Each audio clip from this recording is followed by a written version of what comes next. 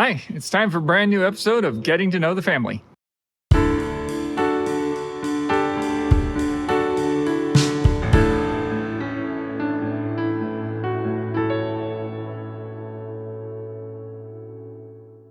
Thanks for joining us for another episode of Getting to Know the Family, the show where we get to know you, the parishioners of Holy Family Parish here in San Jose. I'm standing in the courtyard outside of our faith formation office. Although our parents are our primary catechists, those that teach us the faith and walk with us along the way, we all need a little help. That's where our faith formation team comes into play. They help adults who are seeking and looking to enter the church. They help parents and individuals prepare for sacraments at all ages. One of the catechists throughout the years has been Ginny Silvers. She's my guest today. So come along with me as we get to know Ginny Silvers. Well, Ginny, welcome to Getting to Know the Family. Thank you. Thank you. Pleasure and honor. Oh, my pleasure. I love getting to know people in the parish. But you and I have known each other for a while, but I'm sure there's lots of things we don't know about each other. I'm sure there is. I know there is a lot I don't know about you. Where did you grow up? Where were you born? I was born in Duluth, Minnesota. I don't know how many people know where that is, but it is right at the tip of Lake Superior, right as it comes to a point. That's Duluth. And it was about 100,000 people at the time I was growing up. So. How long did you stay in Minnesota? Until Pat and I got married. My husband, Pat, and I got married, and we moved to California. What brought you to California? Pat.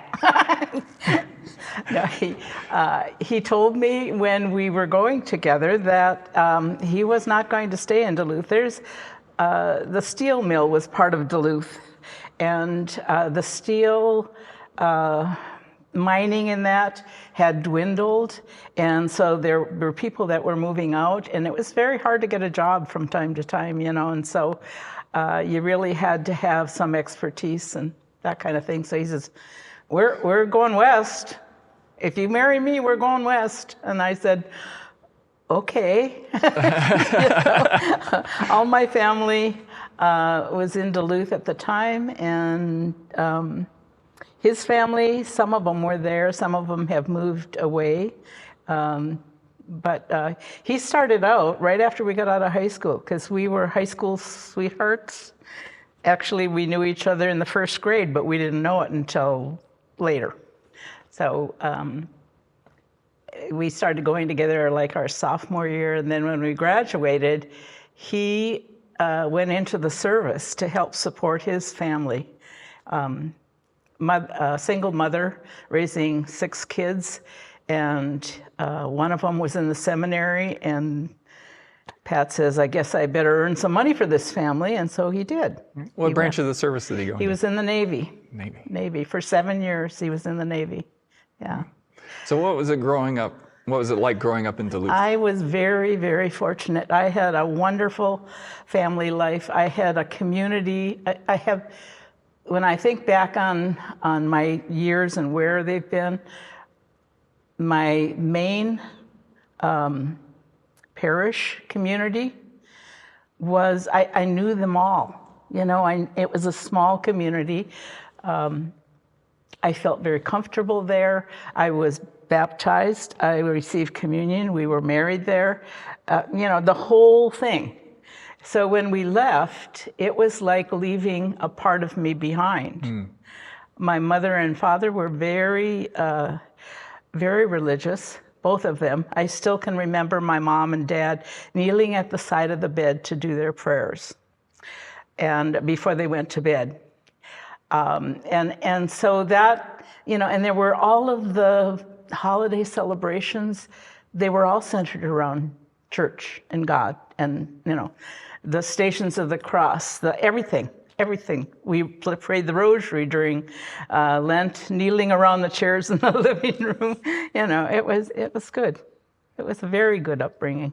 Now, I know some people, I've experienced people in my life that, have had that kind of very religious upbringing, and rebelled against it, or they felt it was very restricting, or it sounds like it was a very loving way of bringing up in religion.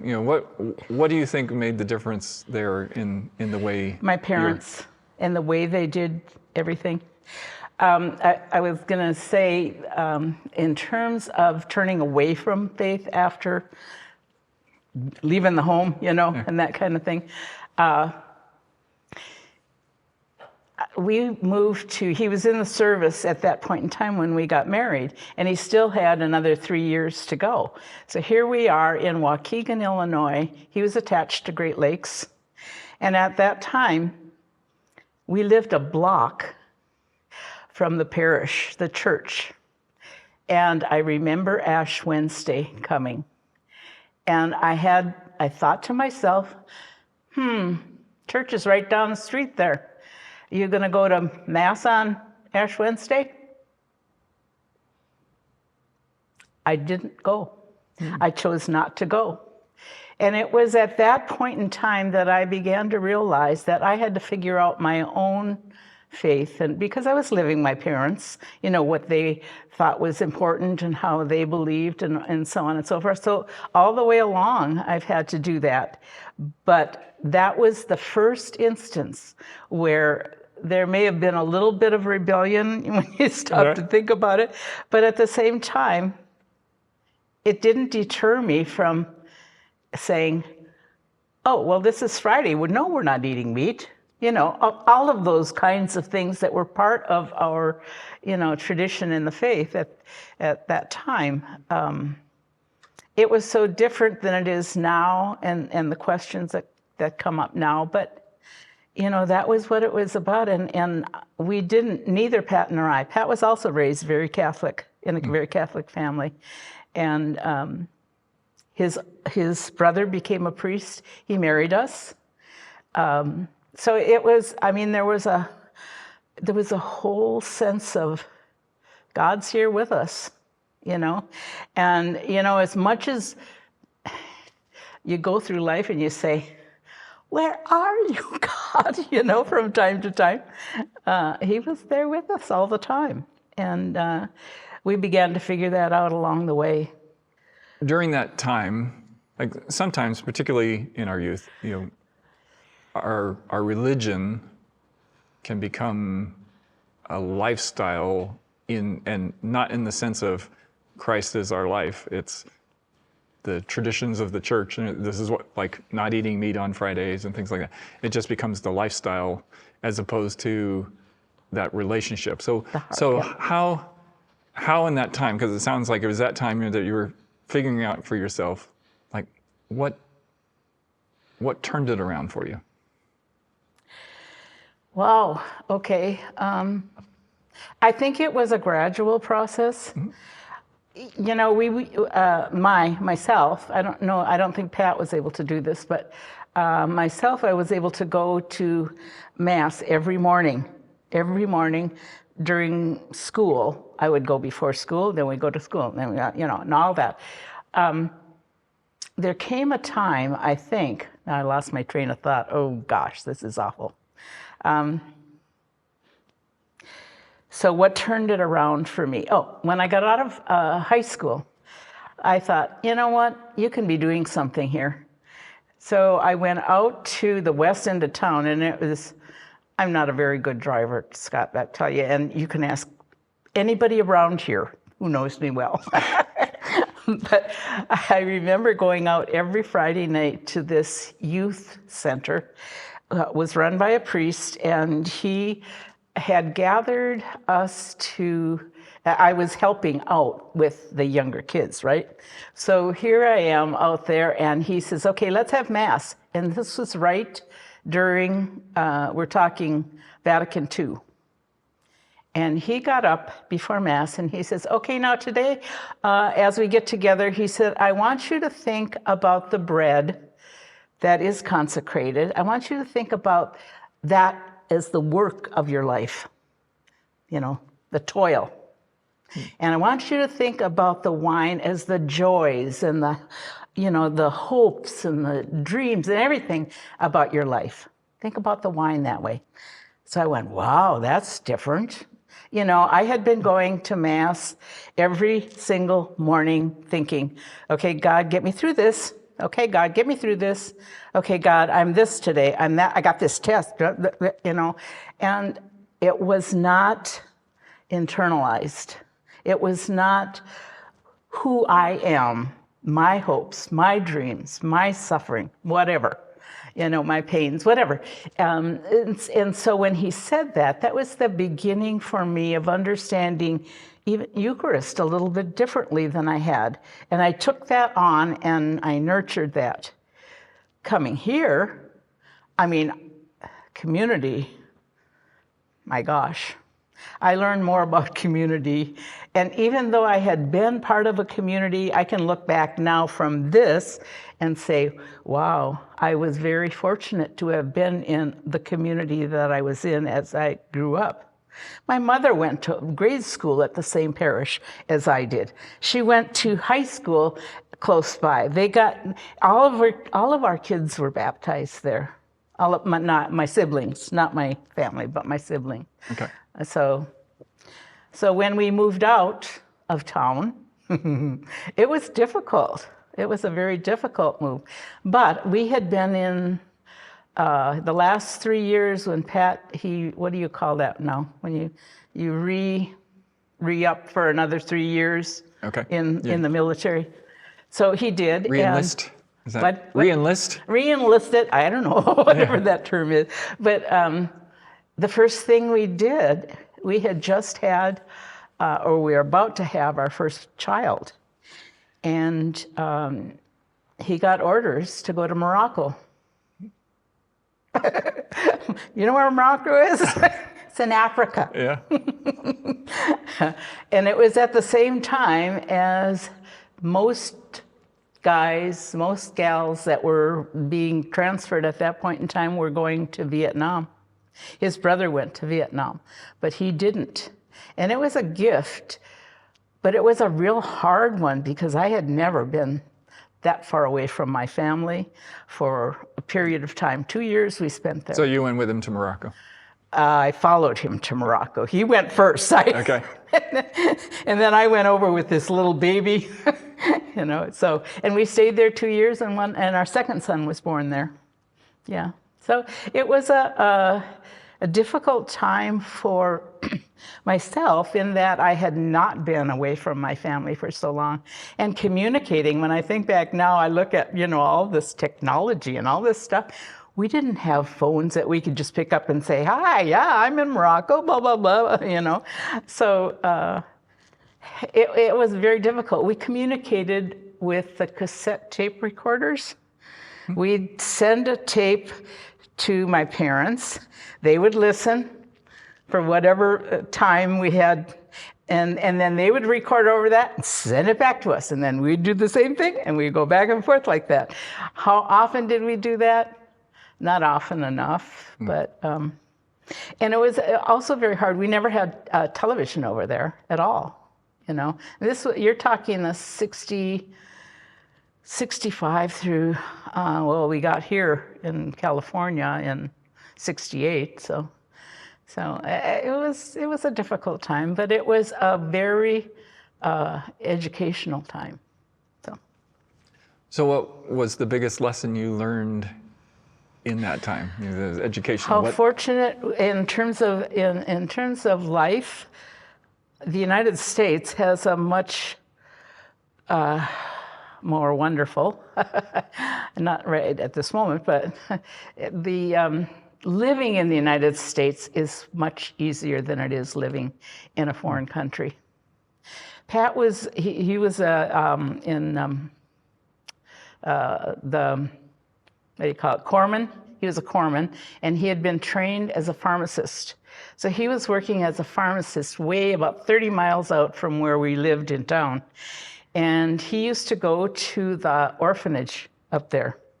And the mayor or the guy who was head of the city up there in this where the base was that he was on, he was very grateful to Pat for going there. He would treat the kids, their wounds, Most of them, would get like a staph infection or, different things like that. And then in the end, he wrote his brother and he said, would you see if you could get some clothes together? Now we're talking, kids' clothes, not adult stuff. So they did. They sent boxes full of clothes so that Pat could take them to the orphanage. It was a real gift. I mean, that's where his mind was, help these people, And so it was very good for him to be able to do that, and for the United States military, really. They were very grateful. And it turned out that I did not, it was a very educational kind of an experience for me. And when we say then we moved out to California, okay, I know how to do this kind of thing. I know how to be away from the family a little bit, So. So when you moved to California, did you move to San Jose immediately? We moved to Sacramento. He had an uncle that was living in Sacramento. My dad came from a family of 13 children, my mom 10. Most of those 13 in my dad's family were not living in Duluth. I think there was only one left. Most of them were out either in California or somewhere on the West Coast. So we had family out here. It wasn't like we didn't have family. It was, but we didn't always get together. His uncle was probably the one we were closest to, and that's why Sacramento, because that's where they lived. We moved down here to San Jose, to the house we've been in for 48, since 73, whenever that is, I don't know. Anyway, so yeah, we moved into that house in 73 after his uncle got us down here because he no longer had an employment as a pharmacist, because you have to have a degree.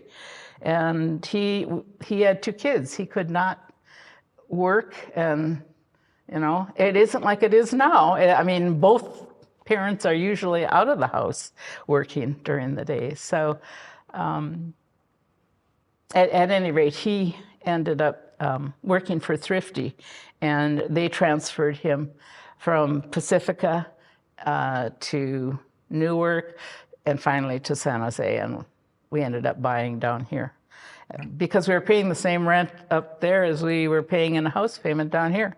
So, not true now, but whatever. How did you find Holy Family? How did I find Holy Family? We don't live very far from here. We live about a little more than a half a mile, not close to a mile away. It was the closest parish.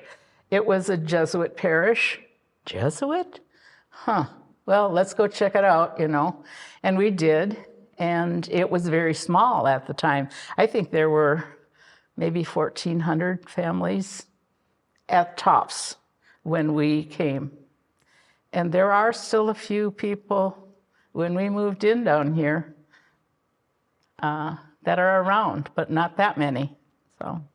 So you've been heavily involved in lots of things at Holy Family, but the thing I remember most is catechetics. Catechetics, yep. How did you get involved as a catechist? When we moved into the house, we had been, I guess first we moved to San Mateo, then we moved, because Thrifty moved you all over the place. So we ended up getting to San Jose when my oldest was 7. He had been in a religion class in Foster City, I think it was, when we lived in San Mateo. And so I said, well, I want to get him involved. So I came down here, and this was Ruth Spencer's first year here at Holy Family. And I don't know if you remember Ruth Spencer at all. I do. I believe she retired the year that I joined the staff. Okay, yeah. At that point, when she was her first year, I said, okay, so what do I do?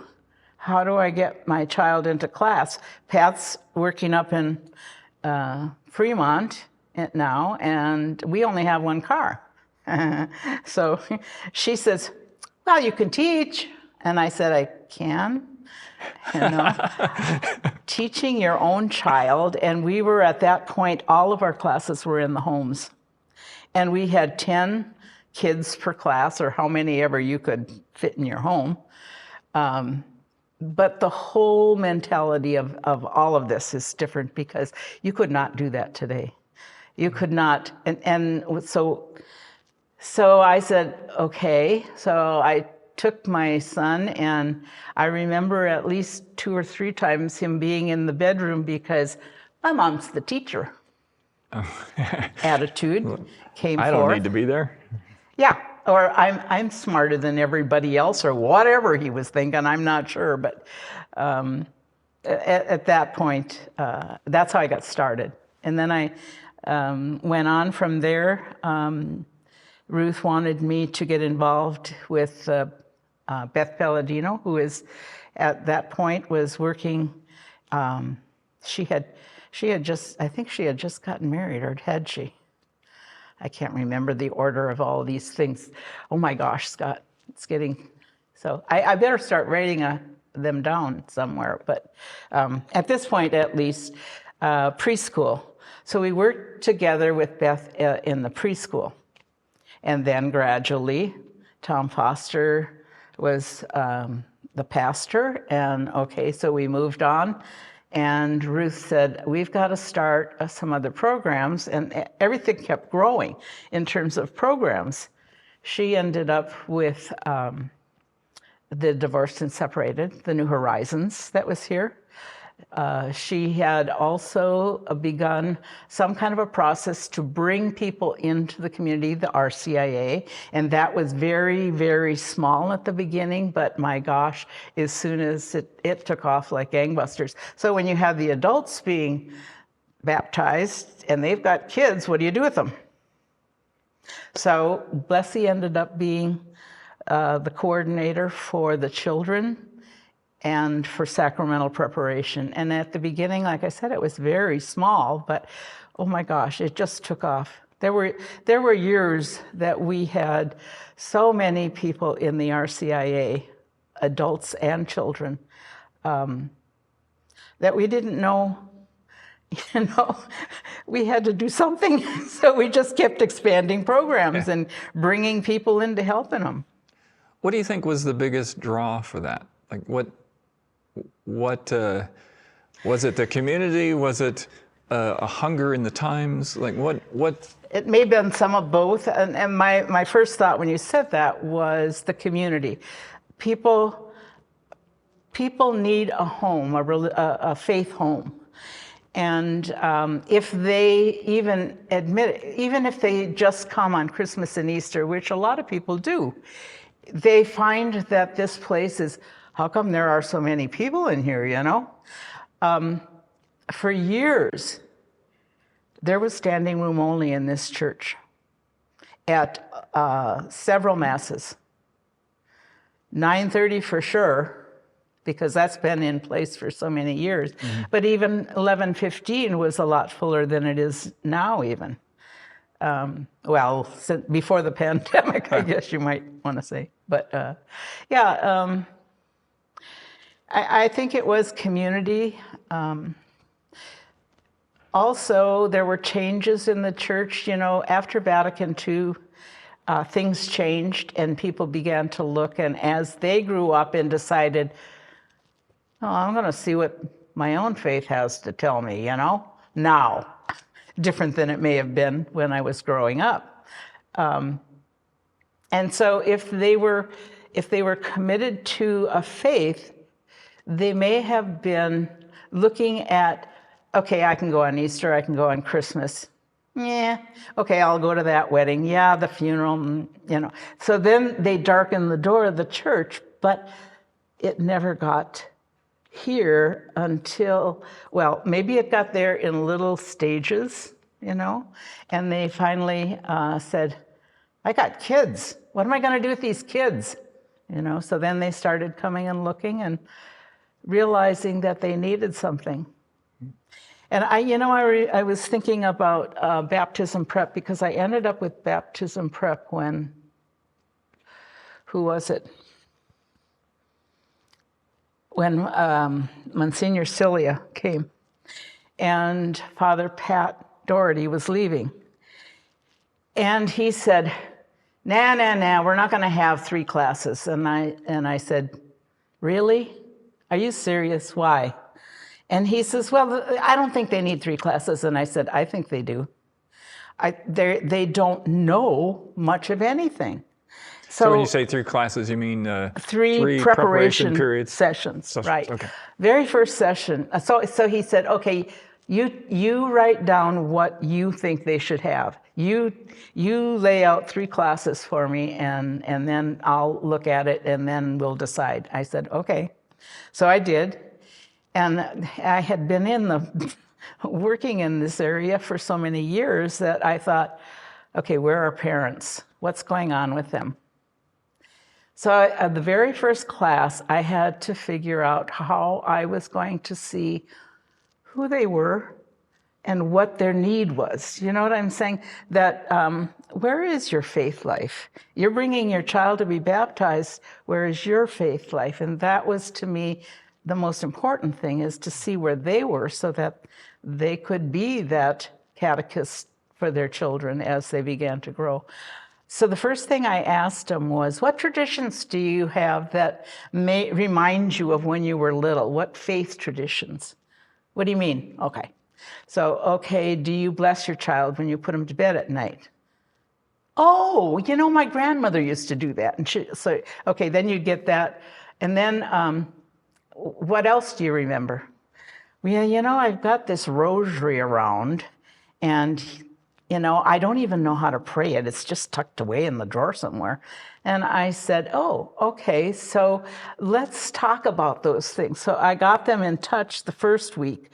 The second week moved on from there to the sacrament itself and the different aspects of the sacrament and what they say to who we are and where we want to go with this child that we're bringing into the faith. And it was a different approach than just bring them in, get them dunked, and send them out, kind of thing, which is kind of what I think some of that happened prior to Vatican II, and we were stuck there for a while. And we finally were able to pull ourselves out of it. And, when I say I grew as much as them, I didn't realize some of the traditions, Oh, well, somebody would tell me, well, I was baptized as soon as I was born, and I also received confirmation. Oh, really? Oh, okay, where'd you live? So Okay. there were things that were.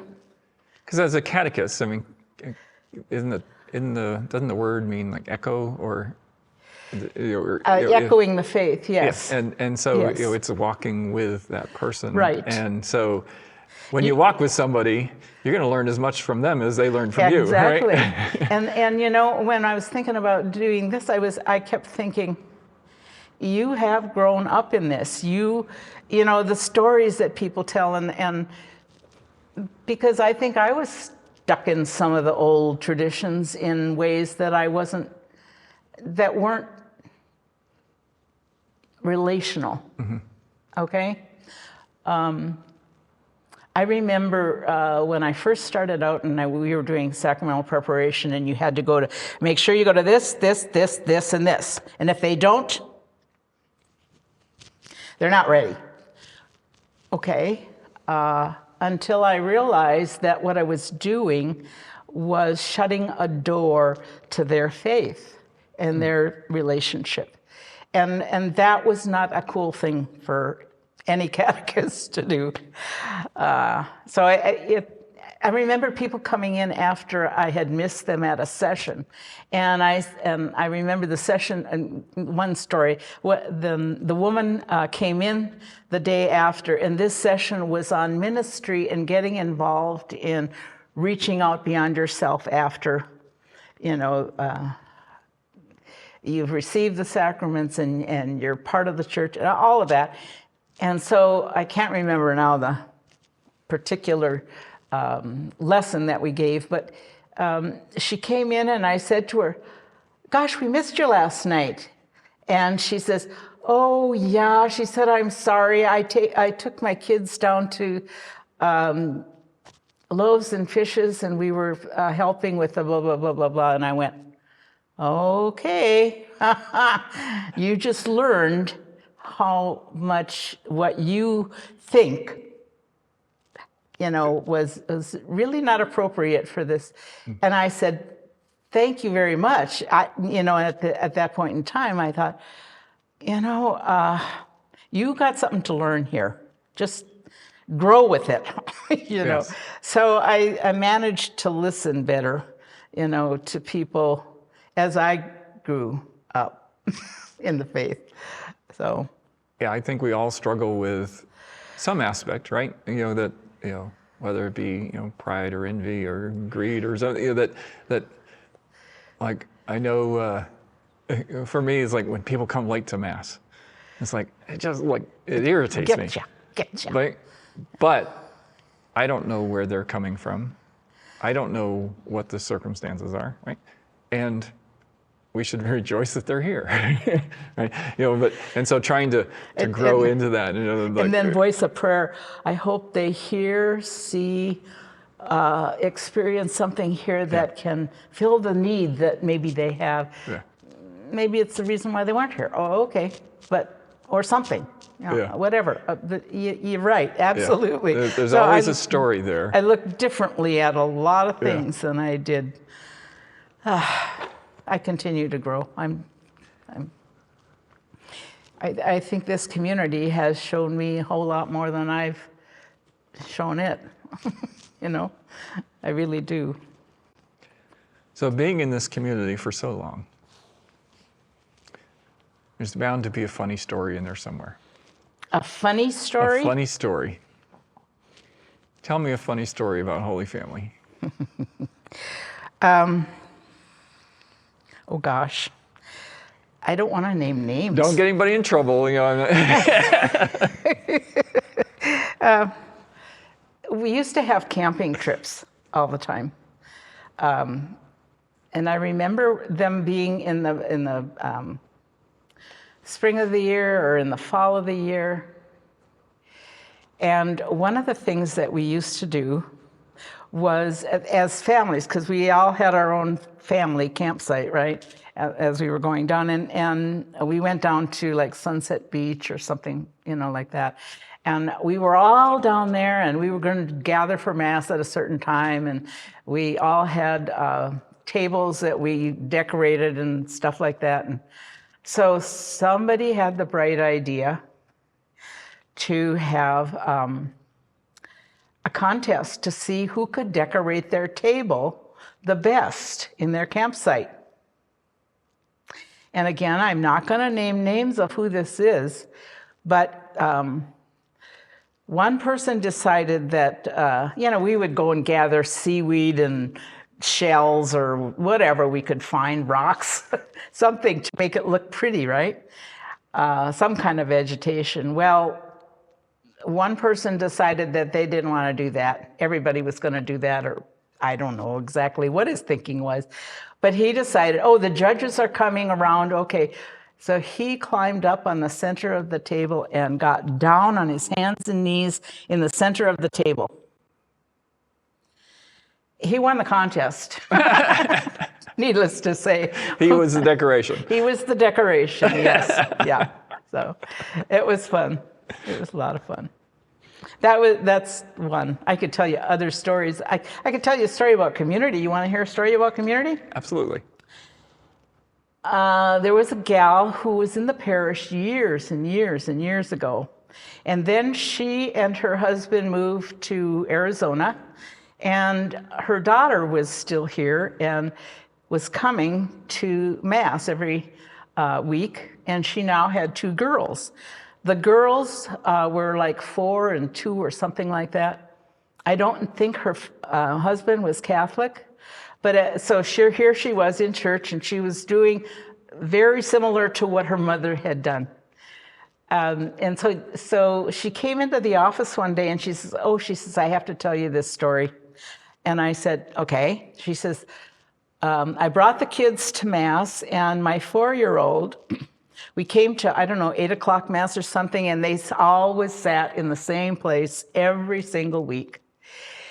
And the little 4-year-old would get up on the seat of the pew, and behind her were all these retired, gray-haired, wonderful ladies. And she would go along and she would greet each one of them and, talk to them and find out how their week went and all this. 4 years old. One day she came and she's greeting everybody and she said, "Where's Mrs. So-and-so?" And the lady said, "I don't know, maybe she's sick." "Oh, I don't know, maybe she went on a trip." Okay, so she settled for that week. The next week, the same thing. Mrs. So-and-so wasn't there again. And again the next week, and again the next week. She was gone. Where was she? What was going on? She finally came one morning, and in walks Mrs. So-and-so. "Mrs. So-and-so, oh my gosh, it's so good to see you. We've been worried about you. We've missed you." My gosh, can you imagine what that lady was feeling at the time? And I said, that's a perfect example of community taught to us by a 4-year-old, Out of the mouths of babes. Out of the mouths of babes, exactly. So, switching gears a little bit, we are Holy Family. You've touched on your childhood and your family life growing up. How has being a parent, a mother, affected your faith? Affected your what? You have four children? Pardon? Four kids? Four kids, yeah. Yep. How has it affected my family life? I think it has stabilized it more than anything. It's wonderful. It's wonderful to have had 4 kids. That's probably the best blessing is having the children, the highlight of life. And they have grown and become beautiful people.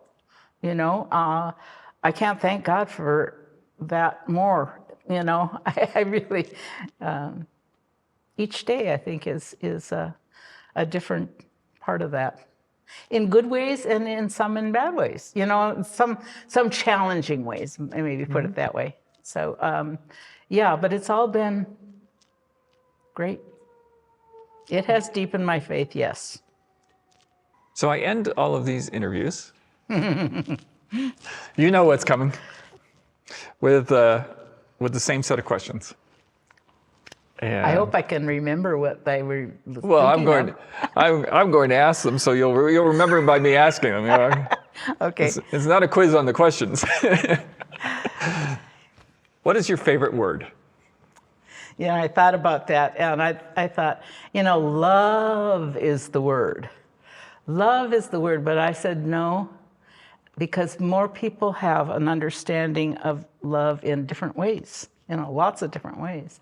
And for me, it is about the dignity of a person and loving that dignity, being aware of the dignity of each and every, not only individual, but everything in God's creation is meant to be dignified in a way, So that is, I guess that would be love with dignity as a backup. Okay. What is your least favorite word? Hate is the easy word, again. As I think about it today, more indifference. Indifference, yeah. What turns you on? What gets you excited in life? Family. What turns you off? The lack of awareness of what is going on around you. Just being in your own space and not recognizing the plants. And we were talking yesterday about life, death, and resurrection, and everything has a life cycle. Our thoughts. We can let go of some of our thoughts, you know. We can let go of some of those feelings we have if we turn in the direction of our Maker, you know. All of that. What was the question? What turns you off?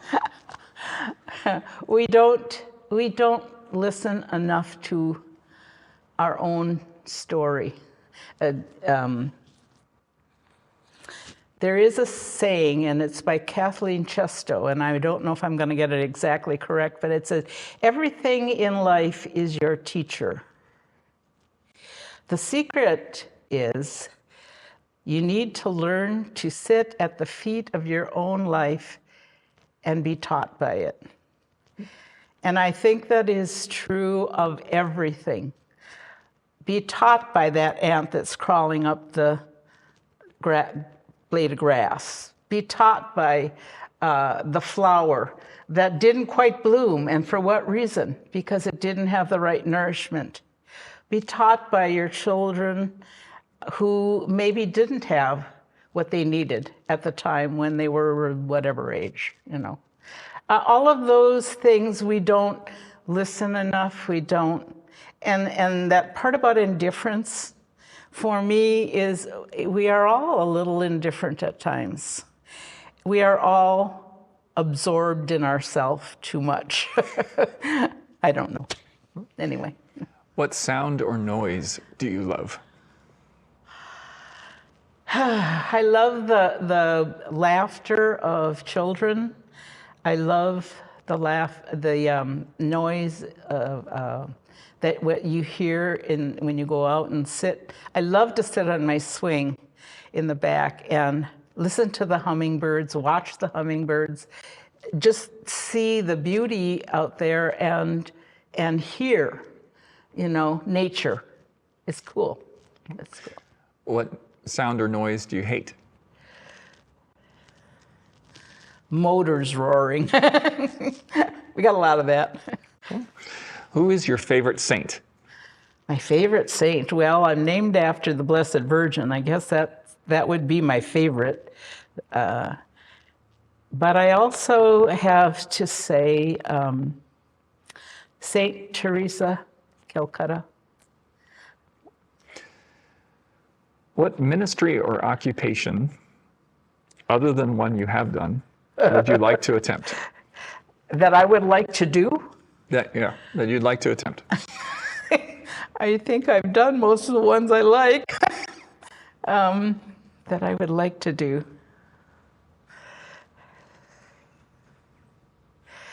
Gosh. I just enjoy being with people and being challenged by whatever they bring. I don't know what that is even. I only know what is harder for me. Okay. Well, that's kind of the next question. What occupation or ministry would you not like to do? We were ministers of communion to the sick early on. Pat is terrific at that. He is really good with sick people. I am not. I always stood behind him and waited for him to give me a prompting of, something. Stephen's ministry would be the other. People in pain and in suffering and in need. You think a catechist would be good at that, right? I don't know what I was expecting in terms of Stephen's minister, but there are so many beautiful people here that have done that ministry and are really good at it, and I don't see that I would be good at that, I guess, and that's part of it. Okay. And last question. What would you like to hear God say when you enter the pearly gates? enter good and faithful servant, or something like in those words, I guess. All right. I know his love is there. And I know that even when I don't see it or feel it, that it's there, and I have to find it. It's me that's in the way somewhere along the, I don't know. Well, Jenny, thank you for sitting down with me. I really enjoyed our time together. Thank you. Thank you for allowing me to do this. Well, that's another episode of Getting to Know the Family. I'd like to thank Ginny for sitting down with me and sharing her story. If you'd like to share yours, contact Christina in the parish office. We'd like to get to know you too. Till then, I'll see you in the pews.